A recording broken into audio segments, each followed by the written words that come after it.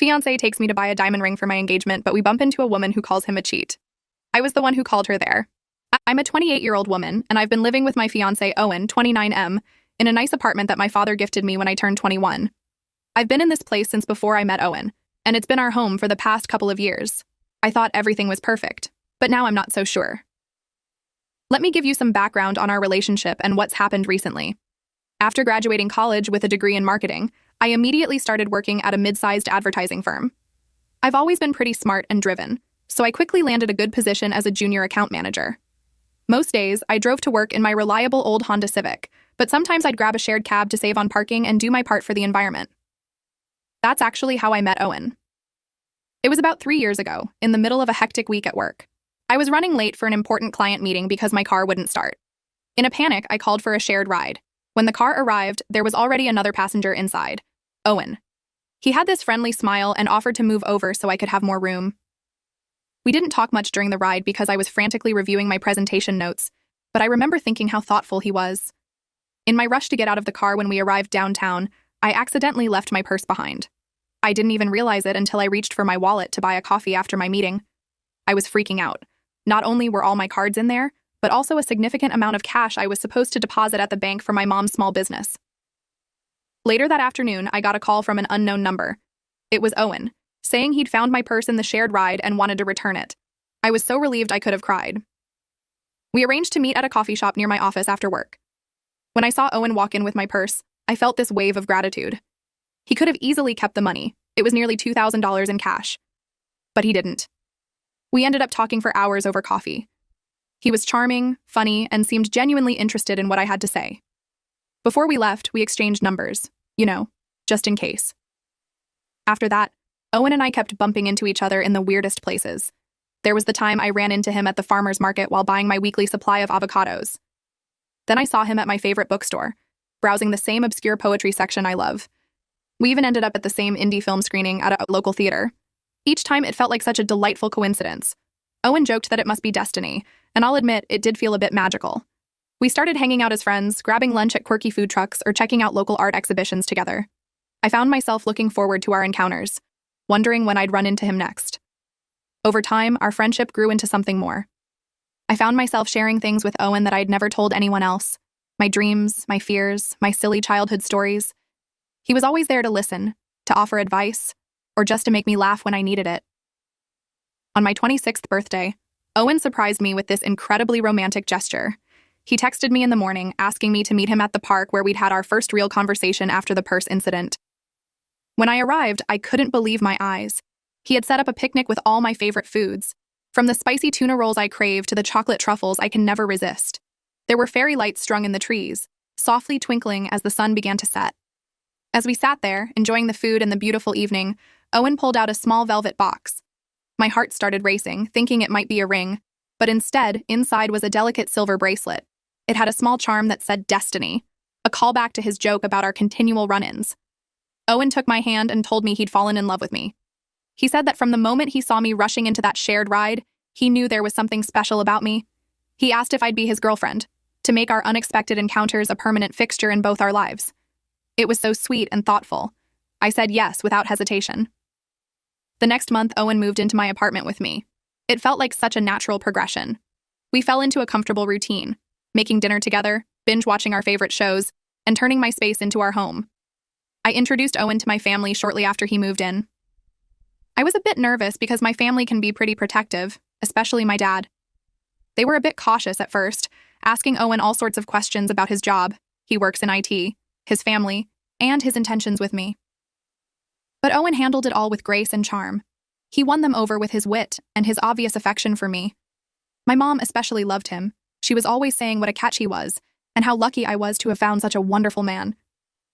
Things have been great between us. Owen proposed a few months ago with a beautiful speech about how I'd changed his life and how he wanted to spend the rest of it making me as happy as I'd made him. We've been planning our engagement party, set for next month.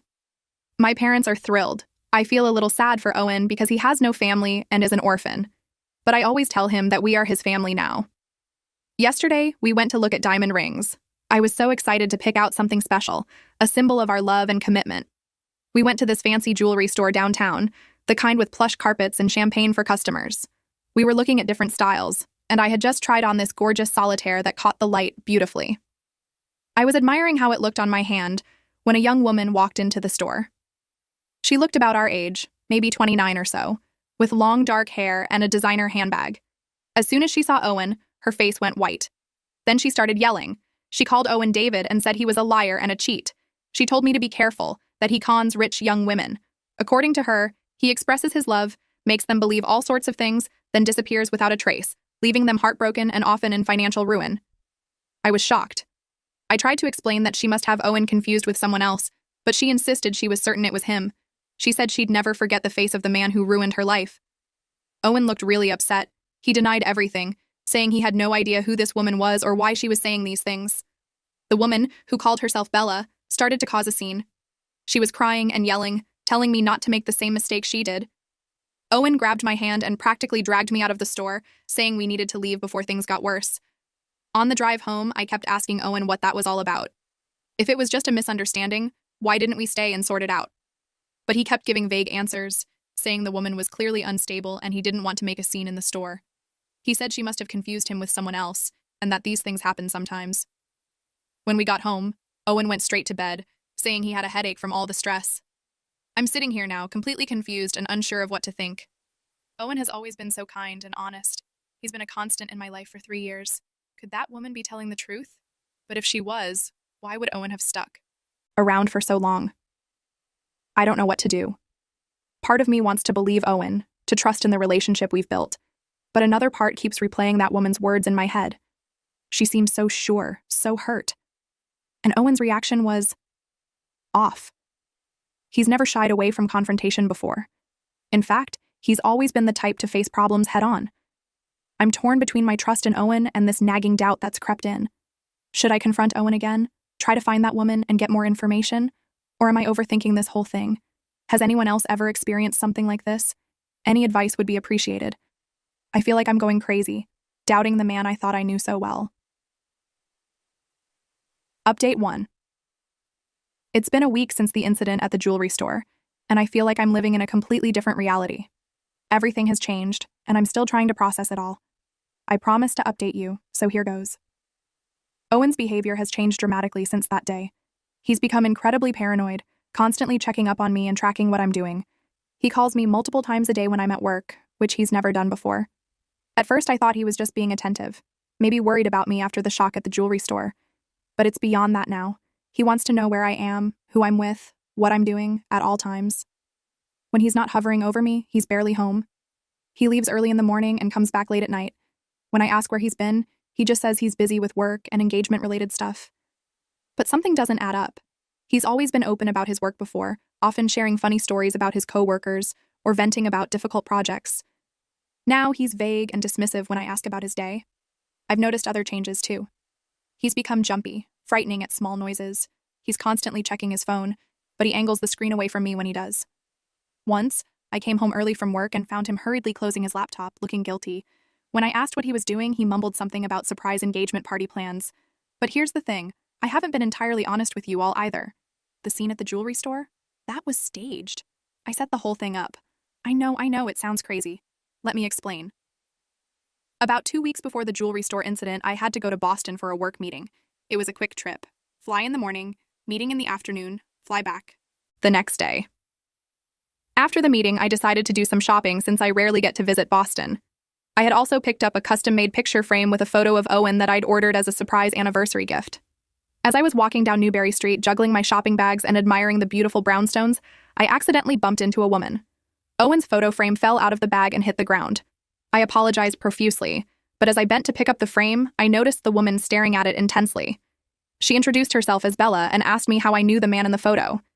Confused, I explained that he was my fiancé, Owen. Her face fell, and she asked if we could sit down somewhere to talk. Something in her expression made me agree, despite my initial hesitation. We found a nearby cafe and sat down with our coffees. Bella took a deep breath and told me a story that made my blood run cold. She had met a man she knew as David 3 years ago, in almost the exact same way I had met Owen. The shared ride, the forgotten purse, the coincidental meetings, it was all the same. He had charmed her, made her fall in love with him, and then, over time, he had started asking for money. Small amounts at first, then larger ones. By the time she realized what was happening, he had drained her savings account and disappeared. I didn't want to believe her at first. I told her about how Owen had been with me for 3 years, how he'd met my family, how we were planning our engagement party. But as we talked more, the similarities in our stories became impossible to ignore. Bella showed me old pictures of her and David on her phone. It was undeniably Owen. We spent hours talking that day. Bella told me about other women she'd found who had similar stories about Owen David. It was a pattern. He would target women who seemed financially stable, spend a few years gaining their trust and access to their money, and then vanish.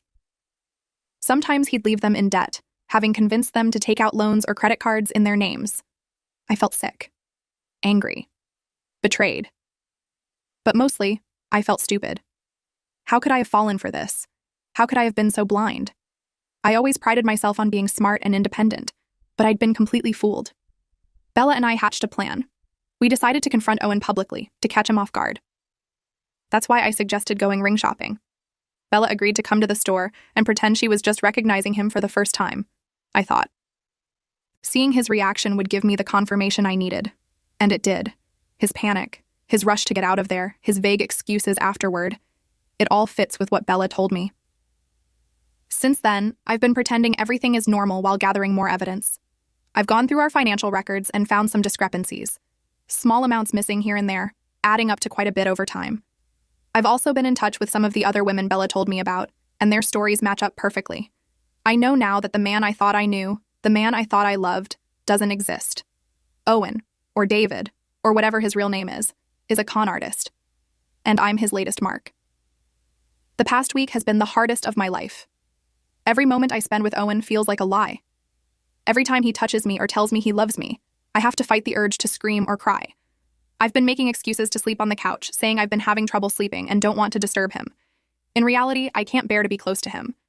I've been in constant contact with Bella and the other victims. We've been sharing information, building a case against Owen David. I've also reached out to a lawyer friend for advice on how to proceed legally. The hardest part has been keeping this from my family. They're so excited about the engagement party, constantly calling with ideas and plans. My mom keeps sending me links to wedding dresses. It breaks my heart to know how devastated they'll be when they find out the truth. I've made up my mind. Tomorrow, I'm going to expose him. I've already contacted my family and some close friends. They were shocked, but they believe me, and they're going to help. I've also reached out to the police with the evidence I've gathered. I'm terrified of confronting Owen. What if he becomes violent? What if he manages to talk his way out of it? But I'm also angry. I want justice. Not just for me, but for all the women he's hurt. I want to make sure he can't do this to anyone else.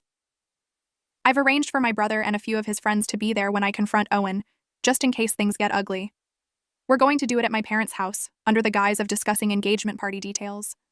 I'm scared, but I'm also strangely calm. For the first time in weeks, I feel like I'm taking control of my life again. I'm done being a victim. Tomorrow, I will become a survivor. Wish me luck. I'll update you all tomorrow after it's done. And thank you, all of you, for your support and advice throughout this nightmare. It meant more to me than you know. Final update. It's done. Owen has been exposed and is now in police custody. I'm still shaking from the adrenaline, but I wanted to update you all on what happened. This morning, I woke up early and pretended everything was normal. I made breakfast for Owen like I usually do on Saturdays. Pancakes with fresh berries, his favorite. He seemed a bit on edge, probably still paranoid from the jewelry store incident, but he didn't suspect anything.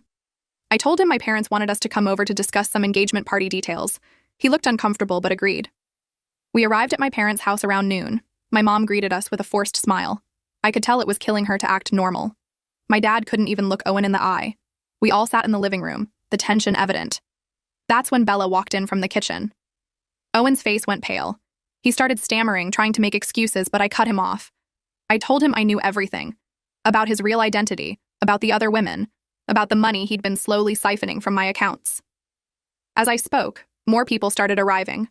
Other victims Bella had put me in touch with, my friends who were there for support, and finally, 2 police officers I had contacted earlier. Owen tried to run, but my brother and his friends blocked the door. The look on Owen's face when he realized he was cornered. I'll never forget it. It was like watching a mask slip away, revealing the stranger underneath. He tried to talk his way out of it, spinning some story about being framed, about how he loved me and would never hurt me. but his words fell flat. We had too much evidence, too many witnesses. The police officers read him his rights and placed him under arrest. As they were handcuffing him, Owen looked at me with this mixture of anger and something that almost looked like respect. He said, "I underestimated you." Those were the last words he said to me before they took him away.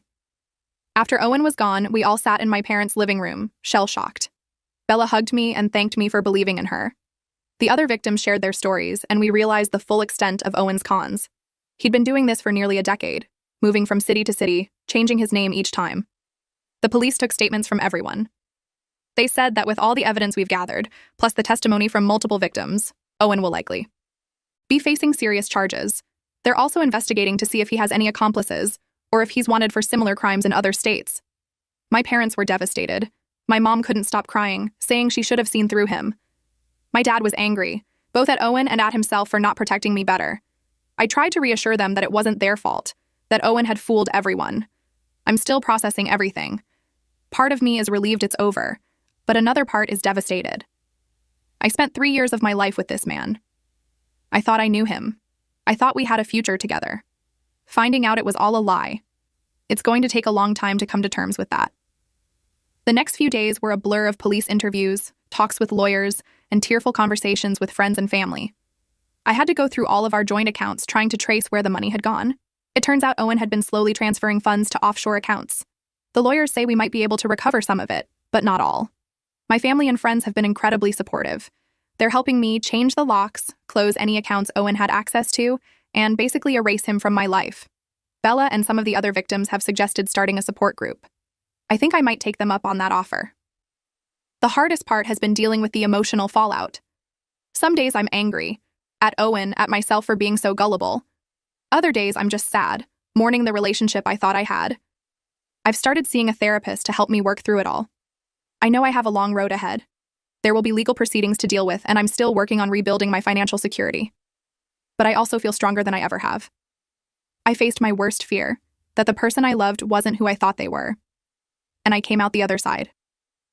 To anyone reading this who might be in a similar situation, trust your instincts. If something feels off, investigate. Don't be afraid to ask questions or seek help. And remember, it's not your fault.